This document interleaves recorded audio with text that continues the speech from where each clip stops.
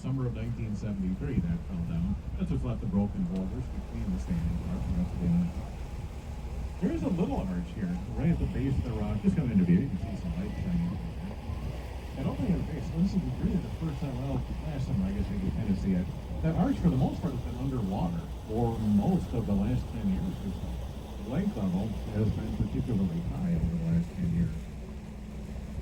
We actually reached a record high in 2020 or 21, somewhere in there. Reached a record high. We're actually at a record low back in 2012 or 13. That whole span there from the record high to the record low is about 3.5 feet. Currently, we're close around 1940. I think that fishermen would have been out here really small.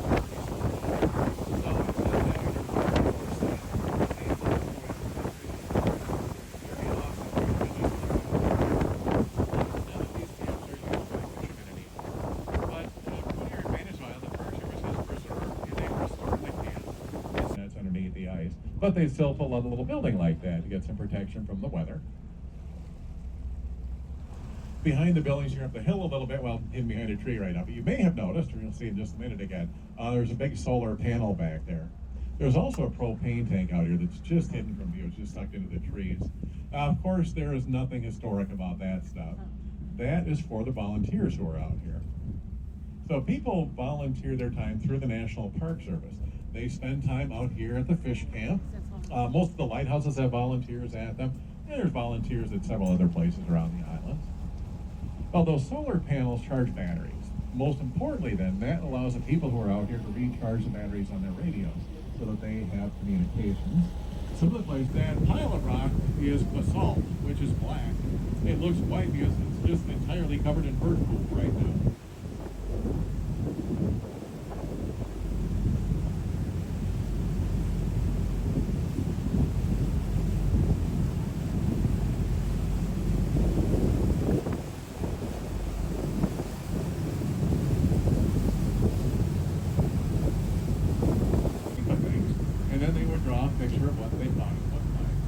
The earliest charts of this area are from the 1700s. They're not terribly accurate. A lot of them show that I'm looking sort of like a cat, kind of sitting with its legs tucked underneath and tail stuck out behind. Although if you look at our current charts that have been drawn using the aid of aerial photographs, you'll see that it doesn't look quite so cat-like unless you really use your imagination. But the names have stayed with us for years.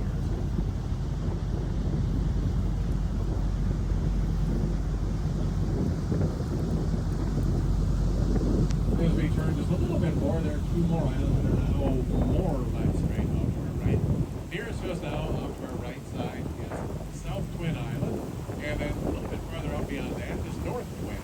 Now these are roughly the same size and shape, and they've been named after each other. North Twin, again this one's farthest from us now, straight out to our right. North Twin Island has been set aside by the park as kind of an environmentally protected area. They've done that because of some unusual plants that grow out there. So first of all, that island has never been logged, so there is still some virgin forest out there. Along with that, now there's wildflowers, a few other plants are a little bit unusual.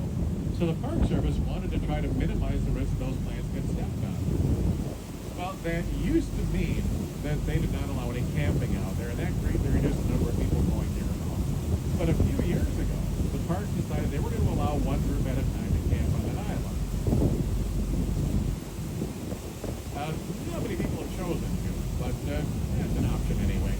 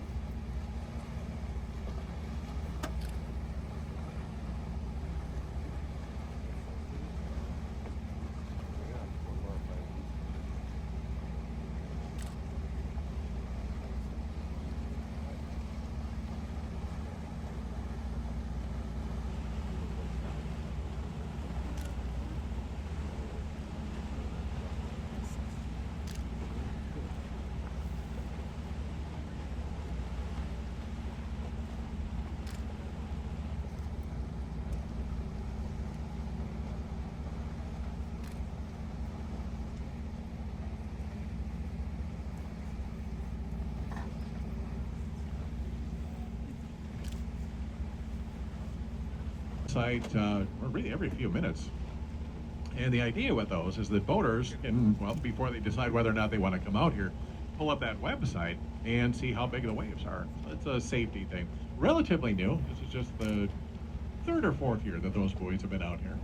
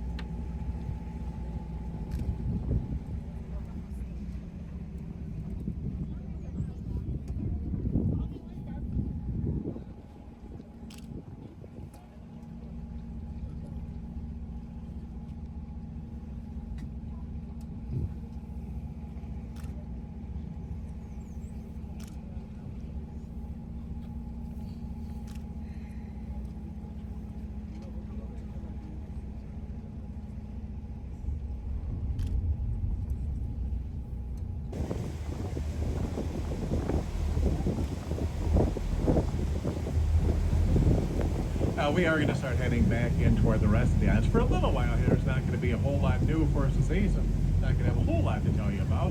Just going to leave you alone for a little bit here until we get part way back in, and then I'll be back with you once we can see a few new things.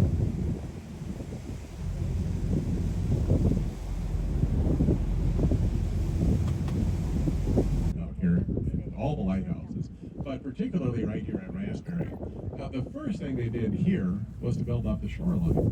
Before that, the shore in front of the lighthouse looked the way it does now, just off to the right. Very steep clay banks are eroding pretty quickly. Now, the Park Service was concerned. They had figured that at the rate it was eroding, if they didn't do something about it, they thought there was a reasonably good chance that within 15 to 20 years, by about now, the lighthouse may have started falling into the lake.